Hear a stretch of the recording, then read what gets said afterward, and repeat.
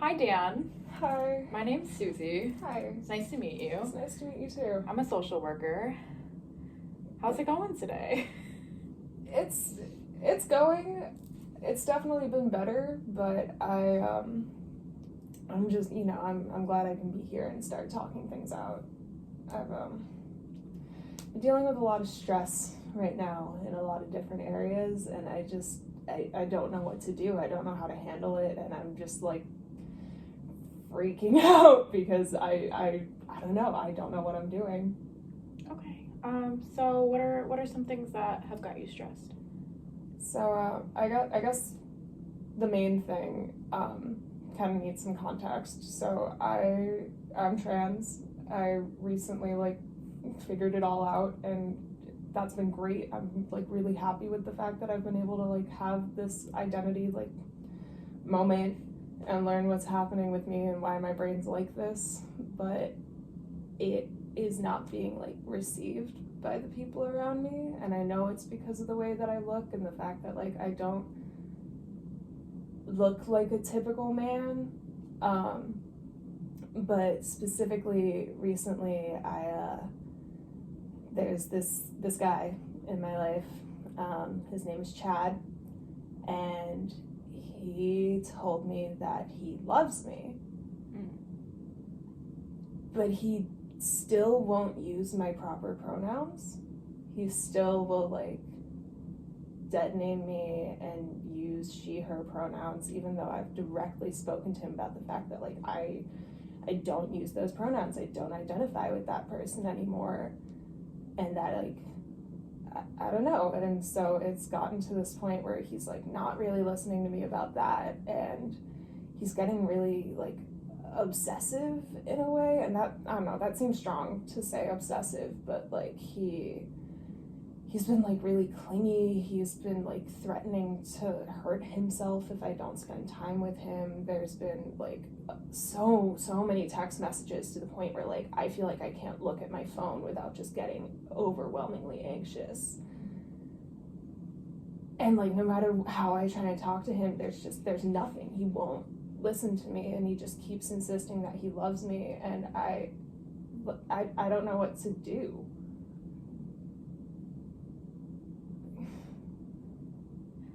Well, first, congratulations on being able to come to terms with that, with yourself and your identity. That's a big step for you. I can already see that. So that's awesome. Second, definitely learning how to address this concern with this person seems to be our number one priority. Is there anything or any steps that you've taken to be able to set any boundaries with this person, or is that something that you need my help with?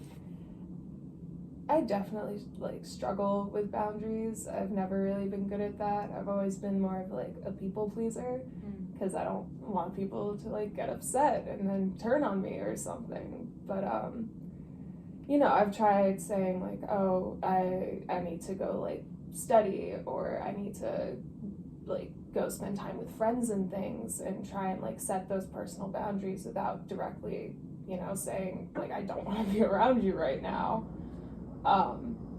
And he just has not listened at all. He just keeps texting me and will send these long messages being I'm so sorry for everything I've done. I can't believe that I would hurt you like this, and all these long messages that seem to take a lot of guilt, but then doesn't actually take any ownership for what he's been doing or how he's been treating me, and then doesn't change anything about it.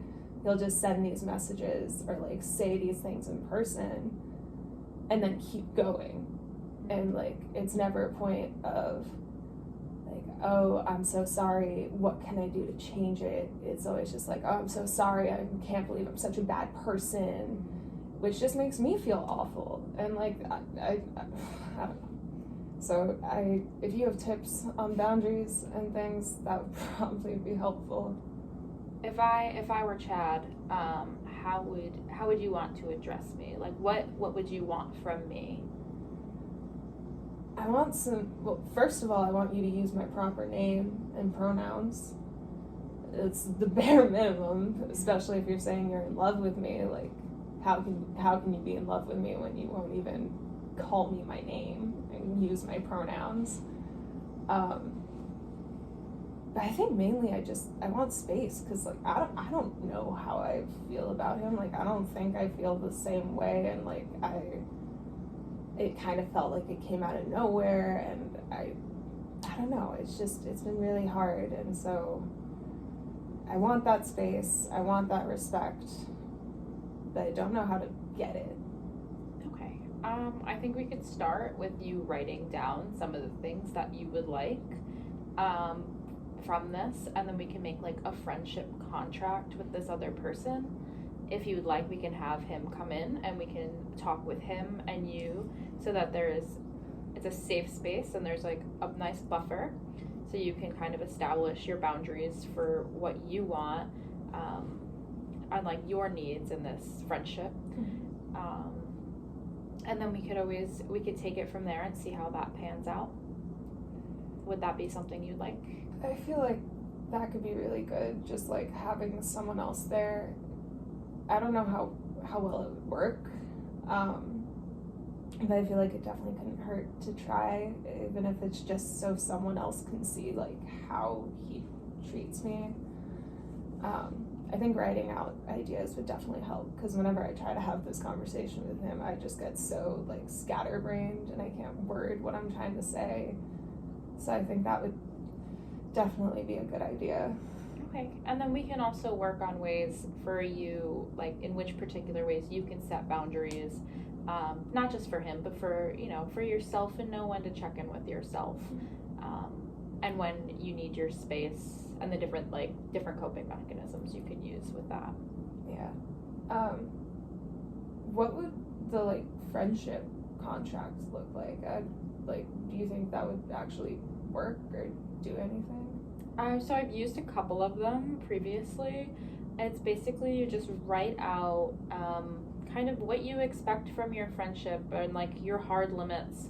Like if he's telling you he loves you every day, and that feels wrong and it's not really appropriate for him to do, or just like the obsessive texting, maybe like keeping a boundary and writing like a limit to like what you want and what kind of interactions that are okay for you, and then talking it out between the two of you and seeing if that matches up. And then also sometimes you have to let them know that their expectations of you aren't realistic, and you have to let them know what your expectations are in the friendship for you. Okay, that makes a lot of sense. It's just always so hard for me to like voice that, because I don't know, I feel like that kind of, and I know it's not, but I feel like that kind of respect should be able to go unsaid. And like if I have told him directly already, like this is who I am, like I need space, like I don't know how I feel, like what would he listen to the contract? Like what would hold him to that?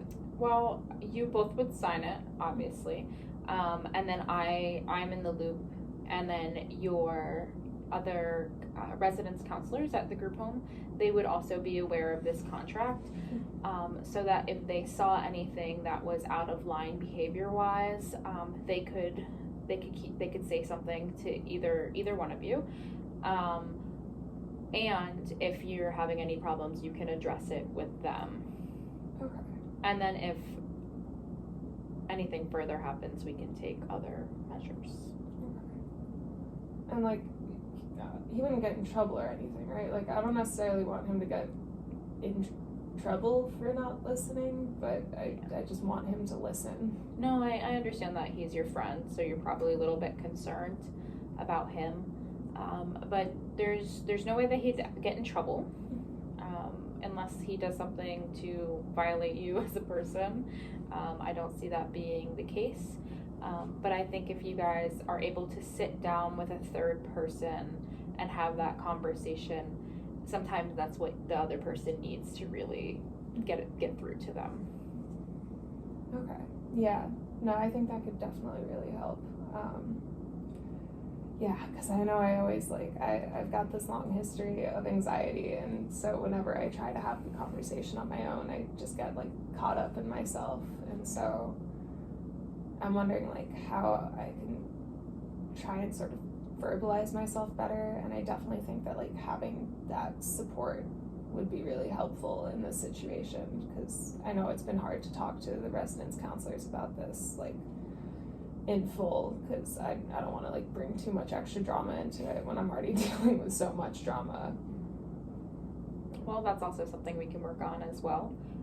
Right now, I think the main thing we should work on is establishing this friendship contract with him and setting some boundaries, and then that is something that we can revisit maybe next time. Yeah, no, I think that would be good. Yeah, I think that makes sense. It's just hard, I don't know. I don't know if I'm ready to have the conversation or not, and I know that's why you're here, and you're gonna help out with that. It's just it's scary. It's spooky. It's spooky. It's spooky. Well, we can always we can have a few more sessions to prepare you for this next step. But other than that, I think that you're going to be well equipped to handle it. You just have to find that strength within yourself to do it, and I know you've got it in you. Thank you. I really appreciate that. You're welcome. You have any other questions for me? I think that's all for today, but I would definitely appreciate getting to come in again and talk this out properly and figuring out the whole contract, because I think I just need to set those boundaries and have them concrete, because I haven't been able to do that. Mm-hmm. So it sounds really good. Okay. Well, we'll see you next week. Great. Thanks.